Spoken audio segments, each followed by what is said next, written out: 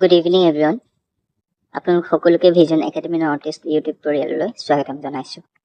আমি আজি এই ভিডিঅ'ত অহা 6 জুলাই 2025 তাৰিখে অসম কনিষ্ঠ প্ৰশাসনিক সহায়ক পৰীক্ষা বা আসাম জুনিয়ৰ এডমিনিষ্ট্ৰেটিভ এছিষ্টেণ্টৰ যি পৰীক্ষা হ'বলৈ গৈ আছে সেই পৰীক্ষা অসম লোক সেৱা আয়োগে অনুষ্ঠিত কৰে আৰু সেই পৰীক্ষাৰ এটা গুৰুত্বপূৰ্ণ টপিক বা বিষয় তেওঁলোকৰ চিলেবাছত উল্লেখ কৰা আছে সেইটো হৈছে অসমীয়া ভাষা সাহিত্য আৰু সংস্কৃতি।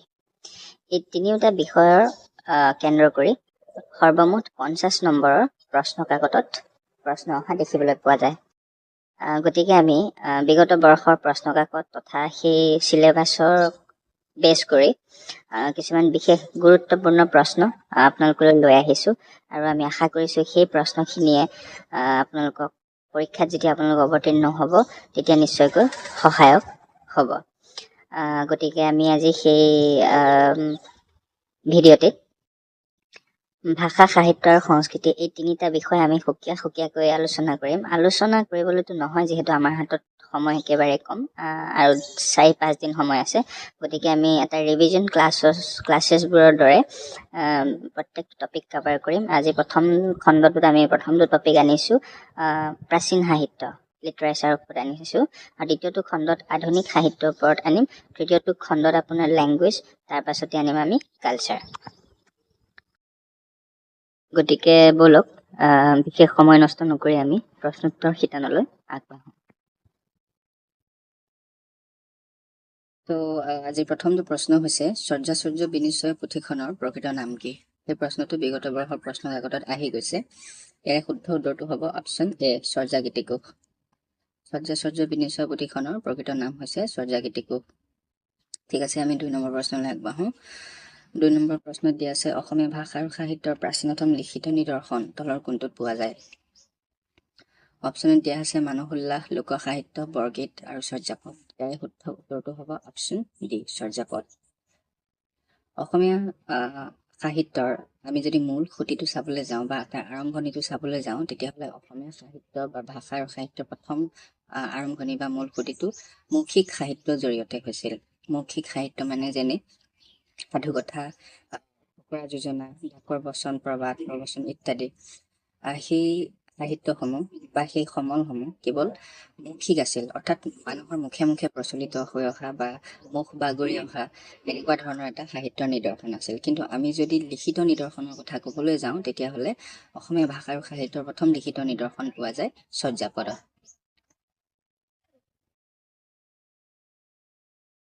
ঠিক আছে, তেতিয়াহ'লে আমি পৰৱৰ্তী প্ৰশ্নলৈ যাওঁ। প্ৰশ্ন নম্বৰ 3, চৰ্যাপদ বা বৌদ্ধ গানসমূহ কোন ঠাইৰ পৰা উদ্ধাৰ কৰি অনা হৈছিল? অপশ্যনত আছে নেপাল, তিব্বত, চীন আৰু পাকিস্তান। ইয়াৰে শুদ্ধ উত্তৰটো হ'ব অপশ্যন এ নেপাল। ঠিক আছে, পৰৱৰ্তী প্ৰশ্ন নম্বৰ 4, চৰ্যাপদ বা বৌদ্ধ গানসমূহ কোনে উদ্ধাৰ কৰি আনিছিল? অপশ্যনত দিয়া আছে মাধৱ কন্দলী, হৰপ্ৰসাদ শাস্ত্ৰী, কনকলাল বৰুৱা, ৰামাই পণ্ডিত। ইয়াৰে শুদ্ধ উত্তৰটো হ'ব অপশ্যন বি হৰপ্ৰসাদ শাস্ত্ৰী বা মহামহোপাধ্যায় হৰপ্ৰসাদ শাস্ত্ৰী। মনত ৰাখিব 1907 চনত নেপালৰ ৰাজদৰবাৰৰ এখন গ্ৰন্থালয়ৰ পৰা মহামহোপাধ্যায় হৰপ্ৰসাদ শাস্ত্ৰীয়ে এই চৰ্যাপদ বা বৌদ্ধ গানসমূহ উদ্ধাৰ কৰি আনিছিল। ঠিক আছে, পৰৱৰ্তী প্ৰশ্নলৈ আগবাঢ়ো। প্ৰশ্ন নম্বৰ 5, চৰ্যাপদৰ চৰ্যা শব্দটোৰ অৰ্থ কি? বা চৰ্যা শব্দটোৰ অৰ্থ হৈছে লোকসংগীত, শাস্ত্ৰীয় সংগীত, আধ্যাত্ম গীত, ইতিহাস। ইয়াৰে শুদ্ধ উত্তৰটো হ'ব অপশ্যন চি আধ্যাত্ম গীত। চৰ্যা শব্দটোৰ অৰ্থ হৈছে আধ্যাত্ম গীত। পৰৱৰ্তী প্ৰশ্ন নম্বৰ 6, চৰ্যাপদসমূহত নিম্নলিখিত কোনটো অসমীয়া কালজয়ী ৰচনাৰ সৈতে মিল দেখা যায়? বৰগীত, আইনাম, দিহানাম, বিয়ানাম। ইয়াৰে শুদ্ধ উত্তৰটো হ'ব অপশ্যন এ বৰগীত। ঠিক আছে,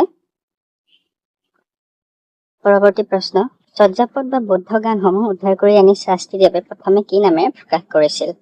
অপশ্যনত আছে হাজাৰ বছৰেৰ পুৰাণ বাংলা ভাষাৰ বৌদ্ধ গান ও দোষা, প্ৰাচীন অসমীয়া বৌদ্ধ গান ও দোষা, প্ৰাচীন অসমৰ বৌদ্ধ সিদ্ধাচাৰ্যৰ জীৱন ও দোষা, ওপৰৰ এটাও নহয়। ইয়াৰে শুদ্ধ উত্তৰটো হ'ব অপশ্যন এ হাজাৰ বছৰেৰ পুৰাণ বাংলা ভাষাৰ বৌদ্ধ গান ও দোহা শাস্ত্ৰীদেৱে উদ্ধাৰ কৰে আনি প্ৰথমে বাংলা ভাষাত হাজাৰ বছৰেৰ পুৰাণ বাংলা ভাষাৰ বৌদ্ধ গান ও দোহা নামেৰে প্ৰকাশ কৰিছিল। ঠিক আছে। নেক্সট কুৱেশ্যন নম্বৰ 8 চৰ্যাপদসমূহৰ ৰচনাৰ ক্ষেত্ৰত অসমৰ কোনটো ঠাই জড়িত হৈ আছে? তেজপুৰ, কামৰূপ, শোণিতপুৰ, এটা শুদ্ধ উত্তৰ হ'ব অপশ্যন বি কামৰূপ। চৰ্যাপদসমূহ ৰচনাৰ সময়ত অসমৰ কামৰূপ ঠাই জড়িত আছিল। পৰৱৰ্তী প্ৰশ্ন চৰ্যাপদসমূহ ৰচনাৰ সময়ত কামৰূপৰ শাসন কাৰ আছিল? বৰ্মন বংশ, শালস্তম্ভ বংশ, পাল বংশ আৰু দানৱ বংশ। ইয়াৰ শুদ্ধ উত্তৰটো হ'ব অপশ্যন চি পাল বংশ। পৰৱৰ্তী প্ৰশ্ন নং 10 নিম্নলিখিত কোনটো অসমীয়া লোকসাহিত্যৰ ভিতৰত প্ৰধানকৈ অন্তৰ্ভুক্ত নহয়? নিম্নলিখিত কোনটো অসমীয়া লোকসাহিত্যৰ ভিতৰত প্ৰধানকৈ অন্তৰ্ভুক্ত নহয়? অপশ্যনত দিয়া আছে লোকগীত, ফকৰা যোজনা, সাধু কথা আৰু বুৰঞ্জী। ইয়াৰ শুদ্ধ উত্তৰটো হ'ব অপশ্যন ডি বুৰঞ্জী। ঠিক আছে। নেক্সট কুৱেশ্যন নম্বৰ 11 অসমীয়া বিবিধ বিষয়ক গীতৰ অন্তৰ্গত নহয়? নিচুকনি গীত, নাও খেলোৱা গীত, গৰখীয়া গীত, বৰফুকনৰ গীত। শুদ্ধ উত্তৰ হ'ব অপশ্যন ডি বৰফুকনৰ গীত। পৰৱৰ্তী প্ৰশ্ন নং 12 নিম্নলিখিত কোনটো অসমীয়া লোকগীতৰ অনুষ্ঠানমূলক গীত শ্ৰেণীৰ অন্তৰ্গত? অপশ্যন মণিপুৰৰ গীত, বাৰমাহীৰ গীত, বিহু গীত আৰু গৰখীয়া গীত। ইয়াৰ শুদ্ধ উত্তৰ হ'ব অপশ্যন চি বিহু গীত। ঠিক আছে। পৰৱৰ্তী প্ৰশ্ন নং 13 অসমীয়া বুৰঞ্জীমূলক মালিতাৰ অন্তৰ্গত নহয়? এই প্ৰশ্নটো পূৰ্বৱৰ্তী প্ৰশ্ন কাকতত আহি গৈছে, PYQ লিখা আছে। তো ইয়াৰ জনা গাভৰুৰ গীত যিটো অপশ্যন এ সেইটো শুদ্ধ। জনা গাভৰুৰ গীত হৈছে জনশ্ৰুতিমূলক বা কিংবদন্তিমূলক গীত। প্ৰশ্ন নং 14 অসমীয়া জনশ্ৰুতিমূলক গীতৰ অন্তৰ্গত? ফুলকোঁৱৰৰ গীত, মধুমতীৰ গীত, বালকন্যা, বাৰমাহী আৰু দুবলা শান্তিৰ গীত। ইয়াৰ শুদ্ধ উত্তৰটো হ'ব অপশ্যন এ ফুলকোঁৱৰৰ গীত। ঠিক আছে। নেক্সট প্ৰশ্ন নং 15 কাৰবালাৰ কৰুণ কাহিনীৰ আধাৰত ৰচনা কৰা মুছলমানসকলৰ গীতসমূহক কোৱা হয়? অপশ্যন হৈছে জিকিৰ, জাৰি, দোৱা আৰু এটাও নহয়। ইয়াৰ শুদ্ধ উত্তৰ হ'ব অপশ্যন বি জাৰি। ইয়াতে মন কৰিব জিকিৰ আৰু জাৰি গীতটো সাধাৰণতে আমি আজান পীৰ বা চাহ মিলনৰ ৰচনা বুলি জানো, কিন্তু ইয়াৰে জিকিৰ গীতসমূহে তেওঁ ৰচনা কৰিছে। জিকিৰ গীতসমূহ আল্লাহৰ মুছলমান সম্প্ৰদায়ৰ আল্লাহৰ মাহাত্ম্যসূচক একোটা গীত। নেক্সট অসমীয়া ব্যৱহাৰিক জীৱনৰ অন্যতম এটি সমল ডাকৰ বচন অৰ্বাচীন চৰিত পুথি অনুসৰি ডাক পুৰুষৰ জন্ম অসমৰ কোন ঠাইত হৈছিল বুলি কোৱা হয়? অপশ্যনত দিয়া আছে বৰপেটা, শোণিতপুৰ, দৰং আৰু গোৱালপাৰা। ইয়াৰ শুদ্ধ উত্তৰটো হ'ব অপশ্যন এ বৰপেটা। ডাক পুৰুষৰ জন্ম অসমৰ বৰপেটা অঞ্চলত হৈছিল বুলি চৰিত পুথিসমূহত উল্লেখ পোৱা যায়। ঠিক আছে। নেক্সট বিষয়বস্তুৰ ৰচনাৰ পটভূমি অনুসৰি মন্ত্ৰ সাহিত্যসমূহ কোন যুগত ধৰা হয়? অপশ্যনত দিয়া আছে প্ৰাক শংকৰী, শংকৰী, উত্তৰ শংকৰী আৰু এটাও নহয়। ইয়াৰ শুদ্ধ উত্তৰটো হ'ব অপশ্যন এ প্ৰাক শংকৰী যুগত এই মন্ত্ৰ সাহিত্যসমূহ ৰচনা কৰা হৈছিল। নেক্সট কুৱেশ্যন শ্ৰীকৃষ্ণ কীৰ্তন গ্ৰন্থৰ ৰচনা কোনে কৰিছিল? PYQ লিখা আছে, সেইটো পূৰ্বৱৰ্তী প্ৰশ্ন কাকতত আহি গৈছে। অপশ্যন দিয়া আছে ৰামাই পণ্ডিত, অনন্ত কণ্ডলী, কবিৰাজ চক্ৰৱৰ্তী। ইয়াৰ শুদ্ধ উত্তৰ হ'ব বড়োচণ্ডী দাস। বড়োচণ্ডী দাসে শ্ৰীকৃষ্ণ কীৰ্তন গ্ৰন্থ ৰচনা কৰিছিল। নেক্সট শূন্যপুৰাণ গ্ৰন্থৰ ৰচনা কোনে কৰিছিল? ৰামাই পণ্ডিত, অনন্ত কণ্ডলী, কবিৰাজ চক্ৰৱৰ্তী, বড়োচণ্ডী দাস। গুৰুত্বপূৰ্ণ প্ৰশ্ন। ইয়াৰ শুদ্ধ উত্তৰ হ'ব অপশ্যন এ ৰামাই পণ্ডিত। ৰামাই পণ্ডিতে শূন্যপুৰাণ গ্ৰন্থখন ৰচনা কৰিছিল। ঠিক আছে। নেক্সট প্ৰশ্ন বড়োচণ্ডী দাসৰ ৰচিত শ্ৰীকৃষ্ণ কীৰ্তন গ্ৰন্থৰ বৰ্ণনীয় বিষয় কি? অপশ্যন এ শুদ্ধ উত্তৰ হ'ব ৰাধা কৃষ্ণৰ লীলা। বড়োচণ্ডী দাসৰ শ্ৰীকৃষ্ণ কীৰ্তন গ্ৰন্থখনত ৰাধা কৃষ্ণৰ লীলা বিষয়ে বৰ্ণনা কৰা আছে। ঠিক আছে। পৰৱৰ্তী প্ৰশ্ন নং 21 তলৰ কোনজন প্ৰাক শংকৰী যুগৰ কবি নহয়? হৰিবৰ বিপ্ৰ, কবিৰত্ন সৰস্বতী, মাধৱ কণ্ডলী আৰু ৰাম সৰস্বতী। ইয়াৰে শুদ্ধ উত্তৰটো হ'ব ৰাম সৰস্বতী। এই প্ৰথম তিনিওগৰাকী যিটো কবি তেখেতলোক প্ৰাক শংকৰী যুগৰ কবি হয়, কিন্তু ৰাম সৰস্বতী শংকৰী যুগৰ কবি আছিলে। ঠিক আছে। নেক্সট প্ৰশ্ন অপ্ৰমাদী কবি বুলি যাক কোৱা হয়? অপশ্যনত দিয়া আছে কবিৰত্ন সৰস্বতী, মাধৱ কন্দলী, হেম সৰস্বতী, শংকৰদেৱ। ইয়াৰ শুদ্ধ উত্তৰ হ'ব অপশ্যন বি, মাধৱ কন্দলীক অপ্ৰমাদী কবি বুলি কোৱা হয়। মাধৱ কন্দলীক অপ্ৰমাদী কবি বুলি কোনে কৈছিলে? শ্ৰীমন্ত শংকৰদেৱে। ঠিক আছে, প্ৰশ্ন আহিব পাৰে যে মাধৱ কন্দলীক অপ্ৰমাদী কবি বুলি কোনে অভিহিত কৰিছিলে, তেতিয়া তাৰ উত্তৰ হ'ব শ্ৰীমন্ত শংকৰদেৱ। নেক্সট প্ৰশ্ন, সৰগৰী সংবাদ গ্ৰন্থখনৰ ৰচক কোন বা? এই গ্ৰন্থখন কোনে ৰচনা কৰিছিল? কবিৰত্ন সৰস্বতী, হেম সৰস্বতী, মাধৱ কন্দলী, ৰুদ্ৰ কন্দলী। ইয়াৰ শুদ্ধ উত্তৰ হ'ব অপশ্যন বি, সৰগৰী সংবাদ নামৰ গ্ৰন্থখন হেম সৰস্বতীয়ে ৰচনা কৰিছিলে। নেক্সট, প্ৰাক শংকৰী যুগৰ কবি মাধৱ কন্দলী কোনজন ৰজাৰ পৃষ্ঠপোষকতাত সাহিত্য চৰ্চা কৰিছিল? দুৰ্লভ নাৰায়ণ, ইন্দ্ৰনাৰায়ণ, তাম্ৰধ্বজ আৰু মহামাণিক্য। শুদ্ধ উত্তৰ হ'ব অপশ্যন ডি, মহামাণিক্য। প্ৰাক শংকৰী যুগৰ শ্ৰেষ্ঠ কবি বুলি মাধৱ কন্দলীক কোৱা হয়। সেই শ্ৰেষ্ঠ কবিগৰাকীয়ে মহামাণিক্যৰ বা বৰাহী ৰজা মহামাণিক্যৰ পৃষ্ঠপোষকতাত তেওঁ সাহিত্য চৰ্চা কৰিছিল। কোন শতিকাত অসম তথা ভাৰতত বৈষ্ণৱ আন্দোলনৰ সূচনা হৈছিল? ইয়াৰ শুদ্ধ উত্তৰ হ'ব অপশ্যন ডি, খ্ৰীষ্টীয় পঞ্চদশ শতিকাত। ঠিক আছে, ২৬ নম্বৰ প্ৰশ্ন, অসমত নৱ বৈষ্ণৱ আন্দোলনৰ সূচনা তথা গুৰি ধৰোঁতা বুলি জনা যায়। অপশ্যনত দিয়া আছে শ্ৰীমন্ত শংকৰদেৱ, মাধৱদেৱ, ভট্টদেৱ, শ্ৰীধৰ কন্দলী। ইয়াৰ শুদ্ধ উত্তৰ হ'ব শ্ৰীমন্ত শংকৰদেৱ। ঠিক আছে, নেক্সট প্ৰশ্ন, কুমৰ শৰণ কাব্য গ্ৰন্থখনৰ ৰচক কোন বা কুমৰ শৰণ কাব্য গ্ৰন্থখন কোনে ৰচনা কৰিছে? শ্ৰীধৰ কন্দলী, হৰিবৰ বিপ্ৰ, মহেন্দ্ৰ কন্দলী, অনন্ত কন্দলী। ইয়াৰ শুদ্ধ উত্তৰটো হ'ব অপশ্যন বি, হৰিবৰ বিপ্ৰ। নেক্সট কুৱেশ্যন নম্বৰ 28, নিম্নলিখিত কোনটো চুফী কাব্যৰ অন্তৰ্গত? ইয়াৰে শুদ্ধ উত্তৰটো হ'ব অপশ্যন 2, ক আৰু খ, চাহাবীৰ উপাখ্যান আৰু মধুমালতী। এই দুয়োখন চুফী কাব্যৰ অন্তৰ্গত। ঠিক আছে, নেক্সট কুৱেশ্যন নম্বৰ 29, পাঁচালী শব্দটো সংস্কৃতৰ কোনটো শব্দৰ পৰা আহিছে? অপশ্যন পাচনি, পাঞ্চালী, পাঞ্চাল, পাঞ্চালিকা। ইয়াৰ শুদ্ধ উত্তৰ হ'ব অপশ্যন ডি, পাঞ্চালিকা। পাঁচালী শব্দটো সংস্কৃতৰ পাঞ্চালিকা শব্দৰ পৰা আহিছে। ঠিক আছে, কুৱেশ্যন নম্বৰ 30, তলৰ কোনজন পাঁচালী কবি নহয়? অপশ্যনত দিয়া আছে হৰিবৰ, দুৰ্গাবৰ, পীতাম্বৰ, মনকৰ। ইয়াৰ শুদ্ধ উত্তৰটো হ'ব হৰিবৰ বা হৰিবৰ বিপ্ৰ। তেওঁ পাঁচালী কবি নহয়। বাকী দুৰ্গাবৰ, পীতাম্বৰ আৰু মনকৰ সেই তিনিওগৰাকী পাঁচালী কবি হয়। ঠিক আছে, নেক্সট কুৱেশ্যন নম্বৰ 31, পাঁচালী ভাৱধাৰাৰে ৰচিত এখন কাব্য হৈছে সপ্তকাণ্ড ৰামায়ণ, চৰিত বা চৰিত পুথি, বেউলা আখ্যান, চাহাবীৰ উপাখ্যান। ইয়াৰ শুদ্ধ উত্তৰটো হ'ব অপশ্যন চি, বেউলা আখ্যান। নেক্সট কুৱেশ্যন নম্বৰ 32, পাঁচালী কবিসকলে পৃষ্ঠপোষকতা লাভ কৰা কোচ ৰজাজন কোন আছিল? সেইটো পূৰ্বৱৰ্তী প্ৰশ্ন কাকতত আহি গৈছে সেই প্ৰশ্নটো। ইয়াৰ শুদ্ধ উত্তৰটো হ'ব অপশ্যন এ, বিশ্বসিংহ। ঠিক আছে, নেক্সট কুৱেশ্যন নম্বৰ 33, মহাপুৰুষ শংকৰদেৱক তামসিক কবি বুলি মহাপুৰুষ শংকৰদেৱে কাক তামসিক কবি বুলি অভিহিত কৰিছিল?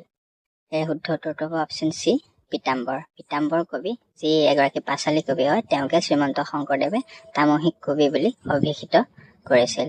ঠিক আছে, নেক্সট কুৱেশ্যন নম্বৰ 34, উকনানী গীতসমূহ প্ৰধানকৈ অসমৰ কোন অঞ্চলত প্ৰচলিত আছিল? দৰং, কামৰূপ, গোৱালপাৰা, আটাইকেইটা। ইয়াৰ শুদ্ধ উত্তৰটো হ'ব আটাইকেইটা।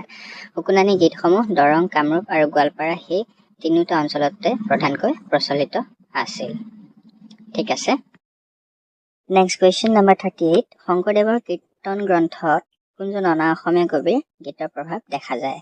গুৰু নানক, তুলসীদাস, ৰামদাস, কবিৰ। ইয়াৰ শুদ্ধ উত্তৰটো হ'ব অপশ্যন ডি, কবিৰ। অ'কে, নেক্সট কুৱেশ্যন নম্বৰ 36, মহাপুৰুষ শংকৰদেৱক সৰ্বগুণাকৰ বুলি কোনে অভিহিত কৰিছিল? ইয়াৰে শুদ্ধ উত্তৰটো হ'ব অপশ্যন এ, মাধৱদেৱে। মাধৱদেৱে শ্ৰীমন্ত শংকৰদেৱক সৰ্বগুণাকৰ বুলি অভিহিত কৰিছিল। ঠিক আছে, নেক্সট কুৱেশ্যন নম্বৰ 37, তলৰ কোনটো শংকৰদেৱৰ ভক্তিতত্ত্ব প্ৰকাশক গ্ৰন্থ? বলিচলন, অনাদিপতন, অমৃত মন্থন, কুৰুক্ষেত্ৰ। ইয়াৰে শুদ্ধ উত্তৰটো হ'ব অপশ্যন বি, অনাদিপতন। সেই অনাদিপতনখনে শ্ৰীমন্ত শংকৰদেৱৰ ভক্তিতত্ত্ব প্ৰকাশক গ্ৰন্থ। ঠিক আছে, নেক্সট কুৱেশ্যন নম্বৰ 38, শংকৰদেৱৰ কীৰ্তন আৰু গুণমালা হৈছে ভক্তিতত্ত্ব প্ৰকাশক গ্ৰন্থ, নাম প্ৰসংগ, কাব্য গ্ৰন্থ, অনুবাদমূলক গ্ৰন্থ। ইয়াৰ শুদ্ধ উত্তৰ হ'ব অপশ্যন বি, শংকৰদেৱৰ কীৰ্তন আৰু গুণমালা নাম প্ৰসংগমূলক গ্ৰন্থ। ঠিক আছে, নেক্সট কুৱেশ্যন নম্বৰ 39, চৰিত পুথি অনুসৰি শংকৰদেৱৰ জীৱনৰ প্ৰথমটো ৰচনা হৈছে বা তেওঁৰ প্ৰথমটো ৰচনা কোনটো? প্ৰহ্লাদ চৰিত, ৰাম বিজয়, পত্নীপ্ৰসাদ, হৰিশ্চন্দ্ৰ উপাখ্যান। ইয়াৰে শুদ্ধ উত্তৰটো হ'ব অপশ্যন ডি, হৰিশ্চন্দ্ৰ উপাখ্যানেই হৈছে শ্ৰীমন্ত শংকৰদেৱৰ জীৱনৰ প্ৰথমটো ৰচনা। ঠিক আছে, নেক্সট কুৱেশ্যন নম্বৰ 40। তলৰ কোনটো শংকৰদেৱৰ ৰচনা নহয়? লীলামালা, ৰেখা বৰ্ণনা, বেদ স্তুতি, ঘুনুচা কীৰ্তন। ইয়াৰে শুদ্ধ উত্তৰটো হ'ব অপশ্যন ডি, ঘুনুচা কীৰ্তন। ঘুনুচা কীৰ্তনখন শ্ৰীমন্ত শংকৰদেৱৰ ৰচনা নহয়। বাকী কেইখন শ্ৰীমন্ত শংকৰদেৱৰ কীৰ্তন গ্ৰন্থৰ একোটা খণ্ড। ঠিক আছে, নেক্সট শংকৰদেৱৰ জীৱনৰ শেষৰটো ৰচনা ৰাম বিজয় কোন ঠাইত ৰচনা কৰিছিল? অপশ্যনত দিয়া আছে বেলগুৰিত, পাটবাউসীত, কোচবেহাৰত, গাংমত। ইয়াৰে শুদ্ধ উত্তৰটো হ'ব অপশ্যন চি, কোচবেহাৰত। তেখেতৰ জীৱনৰ শেষছোৱা সময় কোচবেহাৰতে কটাইছিল আৰু তাতে তেওঁৰ শেষ ৰচনা ৰাম বিজয় নামৰ অংকীয়া নাটখন লিখি উলিয়াইছিলে বা ৰচনা কৰিছিলে। Next question number 42। Nobel number বুলি আখ্যা দিয়া গীতবোৰ হ'ল?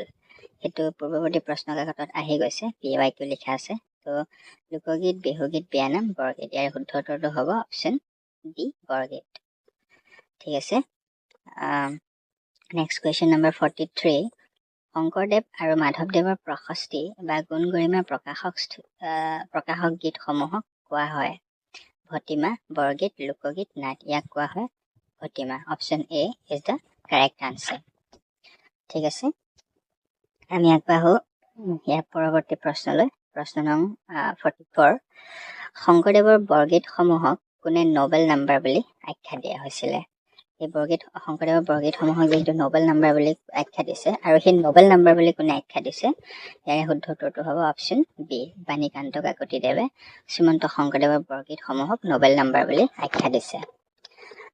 Next question number 45। মাধৱদেৱে সৃষ্টি কৰা ভটিমাটো হ'ল? এইটো পূৰ্বৱৰ্তী প্ৰশ্ন কাকতত আহি গৈছে। ইয়াৰে শুদ্ধ উত্তৰটো হ'ব অপশ্যন এ, গুৰু ভটিমা।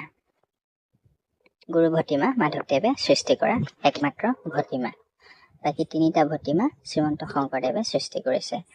ঠিক আছে, নেক্সট শংকৰদেৱৰ বৰগীতসমূহক কোনে সং স্কেলেষ্টিয়েল বুলি আখ্যা দিছে? এইটো গুৰুত্বপূৰ্ণ প্ৰশ্ন। আগতে বাণীকান্ত কাকতিয়ে নোবেল নাম্বাৰ বুলি কৈছে, এইবাৰ সং স্কেলেষ্টিয়েল বুলি কোনে কৈছে? ইয়াৰ শুদ্ধ উত্তৰ হ'ব অপশ্যন চি, কালিৰাম মেধিয়ে। ঠিক আছে, নেক্সট কুৱেশ্যন নম্বৰ 47। শংকৰদেৱৰ প্ৰথমটো বৰগীত মনমেৰি ৰাম চৰণেহি লাগু কোন ঠাইত ৰচনা কৰিছিল? অপশ্যনত দিয়া আছে মধুপুৰ সত্ৰ, ধোঁৱাখাট, বৰদোৱাত, বদৰিকা আশ্ৰমত। শুদ্ধ উত্তৰ হ'ব অপশ্যন ডি, বদৰিকা আশ্ৰমত শ্ৰীমন্ত শংকৰদেৱৰ প্ৰথমটো বৰগীত মনমেৰি ৰাম চৰণেহি লাগু ৰচনা কৰিছিল। ঠিক আছে, নেক্সট কুৱেশ্যন নম্বৰ 48। সপ্তকাণ্ড ৰামায়ণৰ আদিকাণ্ড কোনে অসমীয়ালৈ অনুবাদ কৰিছিল? অপশ্যনত দিয়া আছে শংকৰদেৱ, মাধৱদেৱ, অনন্ত কণ্ডলী, মাধৱ কণ্ডলী। ইয়াৰে শুদ্ধ উত্তৰটো হ'ব অপশ্যন বি, মাধৱদেৱ। বাল্মীকি ৰামায়ণৰ আদিকাণ্ড মহাপুৰুষ মাধৱদেৱে অসমীয়ালৈ অনুবাদ কৰিছিল আৰু উত্তৰাকাণ্ড শংকৰদেৱে কৰিছিলে। নেক্সট ৰাজহুৱা কাব্য কোনে ৰচনা কৰিছিল? ইয়াৰে শুদ্ধ উত্তৰটো হ'ব অপশ্যন বি, মাধৱদেৱে। খুবেই গুৰুত্বপূৰ্ণ প্ৰশ্ন। মাধৱদেৱে ৰাজহুৱা কাব্য আৰু জন্ম ৰহস্য নামৰ এই দুইখন কাব্য বা পুথি ৰচনা কৰিছিল। যিকোনো এটা প্ৰশ্ন পৰীক্ষাত আহিব পাৰে। নেক্সট প্ৰশ্ন কুৱেশ্যন নম্বৰ 50। মাধৱদেৱৰ নাটসমূহক কোৱা হয় বা মাধৱদেৱৰ নাটসমূহক কি বুলি কোৱা হয়? ইয়াৰে শুদ্ধ উত্তৰটো হ'ব অপশ্যন চি, ঝুমুৰা। মাধৱদেৱৰ নাটসমূহক ঝুমুৰা বুলি কোৱা হয় আৰু শ্ৰীমন্ত শংকৰদেৱে ৰচনা কৰা নাটসমূহক অংকীয়া বা অংকীয়া নাট বুলি কোৱা হয়। ঠিক আছে, নেক্সট কুৱেশ্যন নম্বৰ 51। অসমীয়া সাহিত্যত চৰিত পুথিসমূহ কোন যুগত সূচনা হয়? অসমীয়া সাহিত্যত চৰিত পুথিসমূহ কোন যুগত সূচনা হয়? ইয়াৰে শুদ্ধ উত্তৰটো হ'ব অপশ্যন চি, উত্তৰ শংকৰী যুগত। অৰ্থাৎ উত্তৰ শংকৰী বা শংকৰোত্তৰ, অৰ্থাৎ শংকৰী যুগ বা বৈষ্ণৱ যুগৰ পৰৱৰ্তী সময় বা পৰৱৰ্তী যুগত এই চৰিত পুথিসমূহ ৰচনা হৈছিল। Next question number 52। চৰিত তোলা প্ৰথাৰ প্ৰৱৰ্তন কোনে কৰিছিল? ইয়াৰে শুদ্ধ উত্তৰটো হ'ব অপশ্যন বি, মাধৱদেৱে। চৰিত তোলা প্ৰথাৰ প্ৰৱৰ্তন কৰিছিলে কোনে? মাধৱদেৱে। ঠিক আছে ঠিক আছে আমি আগবাঢ়ো পৰৱৰ্তী প্ৰশ্নলৈ পৰৱৰ্তী প্ৰশ্ন নং 53 53 নং প্ৰশ্নত বৈকুণ্ঠনাথ ভট্টাচাৰ্যৰ প্ৰকৃত নাম কি আৰু এটা গুৰুত্বপূৰ্ণ প্ৰশ্ন ইয়াৰে শুদ্ধ উত্তৰটো হ'ব অপশ্যন চি ভট্টদেৱ ভট্টদেৱৰ প্ৰকৃত নাম হৈছে বৈকুণ্ঠনাথ ভট্টাচাৰ্য বা বৈকুণ্ঠনাথ ভাগৱত ভট্টাচাৰ্য বুলিও কোৱা হয় ঠিক আছে নেক্সট প্ৰশ্ন কুৱেশ্যন নাম্বাৰ 54 তলৰ কোনটো ভট্টদেৱৰ সংস্কৃতত ৰচনা কৰা গ্ৰন্থ ইয়াতে 4খন গ্ৰন্থ ভট্টদেৱৰ দ্বাৰা ৰচনা কৰা হয় কিন্তু ইয়াৰে কোনটো তেওঁ সংস্কৃতত ৰচনা কৰিছে সেই প্ৰশ্নটো মই আপোনালোকলৈ এৰি দিলো ইয়াৰে শুদ্ধ উত্তৰ আপোনালোকে তলত কমেন্ট সেকশনত জনাবলৈ চেষ্টা কৰিব ঠিক আছে আজিৰ আমাৰ এই ৰিভিজন ক্লাছটোত টোটাল 54টা কুৱেশ্যন আছে সেই গোটেইখিনি আমি ডিসকাস কৰিলো গতিকে আজি ভিডিঅ'টো ইমানেই